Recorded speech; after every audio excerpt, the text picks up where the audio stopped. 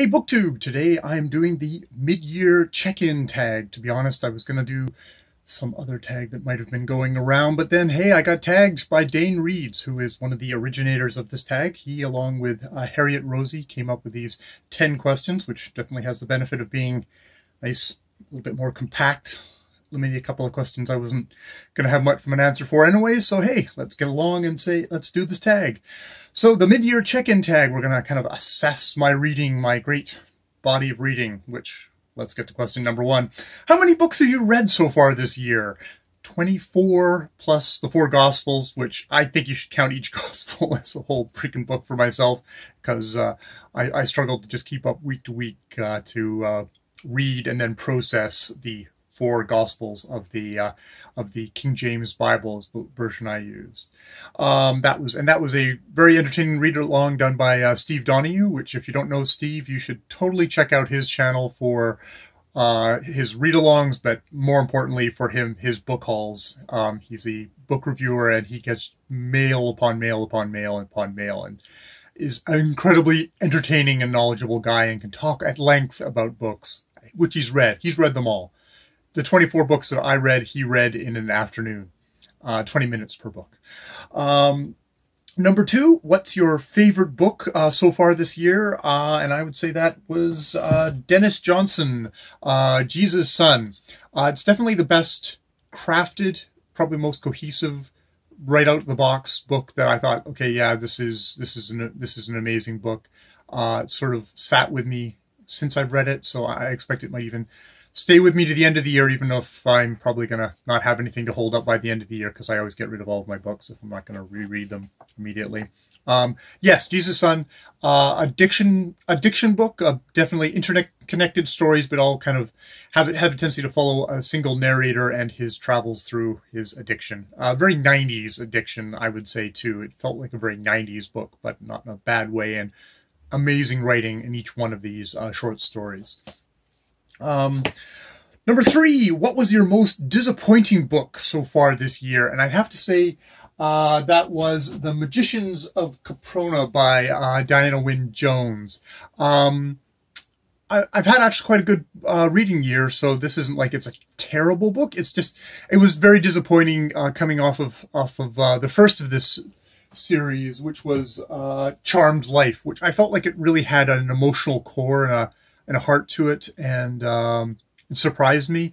Whereas this book I thought was a lot more conventional, and it had that unfortunate thing that sometimes English authors can do, well, you know, any authors can do, especially of a ways back, which is kind of treating foreigners as punchlines in of themselves. I felt a bit of that going along in that novel, which that and just sort of a very conventional ending, very outside Duck's X kind of fatherly figure, sorting everything right, I found was sort of a disappointing thing for that book.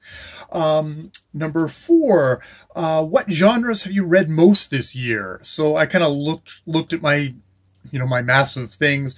I think it was 8 fantasy science fiction books plus the 4 Gospels, if you want to include those in the fantasy. That's probably my largest genre of what I've read. So, 8 books of the thing, 6 nonfiction books, 5 lit fic books, and probably other stuff that just fell in between the cracks there that I, if that gives you kind of a general idea of where I go. I probably definitely lean more towards the science fiction and fantasy, but I have, 5 lit fic, all that sort of things. Who is name your favorite newly discovered author, or a new to you author? So this could be a debut or just a new author to me. And that which might surprise you if you've slavishly watched all my videos, probably was Andrew Sean Greer, whose novel Less I struggled with, and I actually got more out of as I kept on considering it, even post doing my video. I think that would be probably, so he is definitely an author I'm going to pick up more of his books. He has books back in his backlog that I can now go to, which is the best kind of new author to find, is somebody who's already written a bunch of books and go back and read those books. So yeah, that would definitely be my favorite new to me author of this year, Andrew Sean Greer, whose novel Less won the Pulitzer Prize and thus caused a small amount of controversy because it had a small amount of attention paid to it. What's the most surprisingly good book that you've read this year?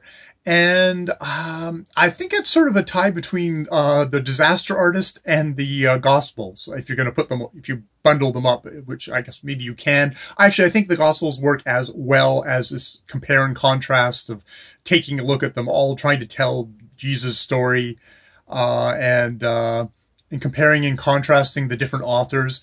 That was probably the most surprisingly, well, I guess surprising in a way. It's like, it's, you know, it's, if you want to talk about the Western canon, I think especially the King James version of the Gospels is definitely a biggie. So maybe that's not a surprise. The other book I would put on that was The Disaster Artist, which was all about the making of the best, worst movie ever made. So the book claims The Room, where one of the co-stars, Greg Sistero, teams up with Tom Bissell to write a surprisingly engaging, well-constructed book. And I think it's because it was sort of one of these pop kind of zeitgeist media things. I wasn't holding out much hope that the book itself would be particularly well made. And actually, the construction of that book was like, I think the writing was fairly workmanlike, but actually the construction of that book actually surprised me in that it was a well constructed, like, you know, it's maybe, you know, not the best materials, but whoever planned this sucker out planned it out really well. So that, I think Disaster Artist probably wins for the most surprising regular book that I read this year. Name your most anticipated 2018 release. And I don't really do stuff like that, but I do have favorite authors that I look out for. And somebody who has come out with a book is Nicola Griffith. She is the author of Hild, which was released a good couple of years ago, which was about like sort of 13th century Hild, a historical figure and amazing world building and stuff like this. And now she's come out with another book, which is entirely different. It's the blurb on it says, is the copy about talking about it says it's kind of an autobiographical book. It's about a semi-autobiographical book, please. Yeah. About this woman who all in the space of a week, her wife leaves her and she's diagnosed with MS. And, yeah, that's a book I'm anticipating, picking up and reading, maybe this year. We'll see. I am the turtle of BookTube. So yeah, that I think is my most anticipated release of the year. What is your next number 8? What is your next big priority for your reading? And that's to finish the Brothers Karamazov, which here, I'll hold up this copy of it. The Brothers Karamazov, which I've done the first 2 or 3 sections, 2 sections of. I'm finishing the 3rd section. I'm going to try and do that, make a video for it, and then do the 4th and the epilogue. And by the end of the year, have finished reading that book, because it's funny, when I get into books like that, I need to sink into them, and I sink very slowly into them. And that's what I've been doing with the Brothers Karamazov and enjoying myself immensely. Look for that one to maybe displace some of the books that I've talked about on this list.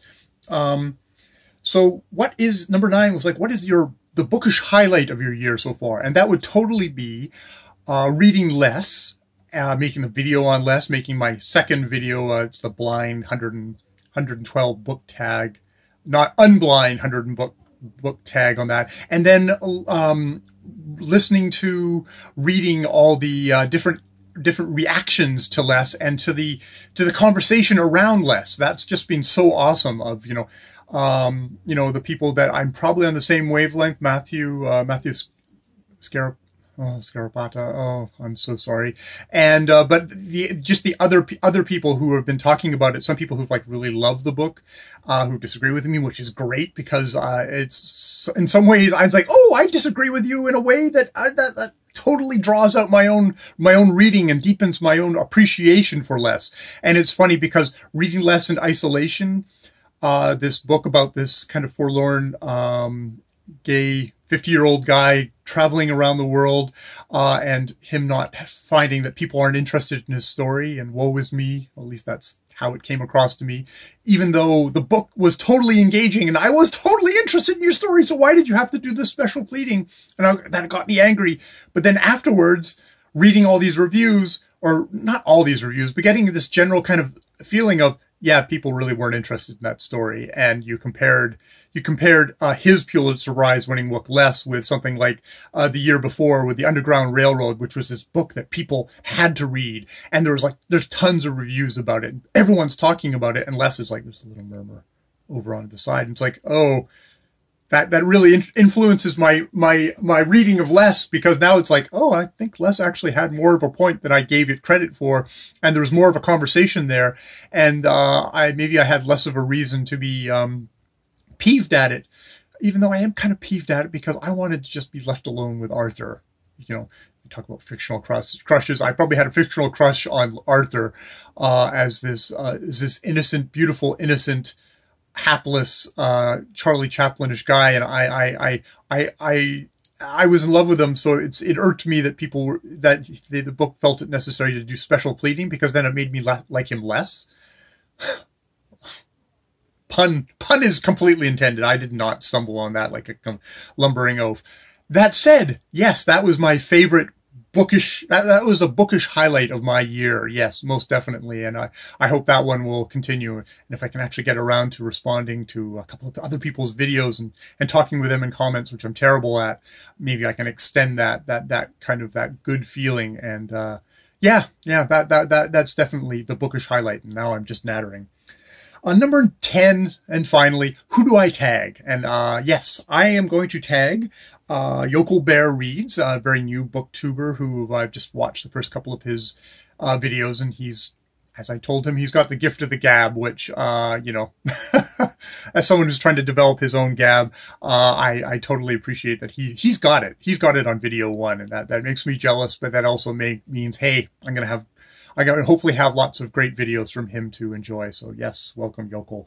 I'm going to call you Yokel until I remember your actual name. I'm also going to tag a bunch of people that I actually did the gospel read along with. So I had a little bit closer contact because we were all people who had did the videos. I'm terrible at comments, but I'll watch your videos. So that's Joseph Francis Burton, who's very busy, but you know, maybe he'll see this, maybe he'll feel like doing a little summation video of what he's been reading this year, and that would be cool to see. Laura Frey, that would be awesome. And Elena Makridina, apologies again, I'm just terrible with names. And yes, that is the mid-year check-in tag. Hopefully you'll give it a try if you haven't already maybe sampled other mid-year freak-out tags instead. But, you know, no accounting for tastes, and, you know, they're both cool and they both kind of overlap, and it's great to watch both. So yes, thank you, Dane, and I'll see you guys later. More videos later.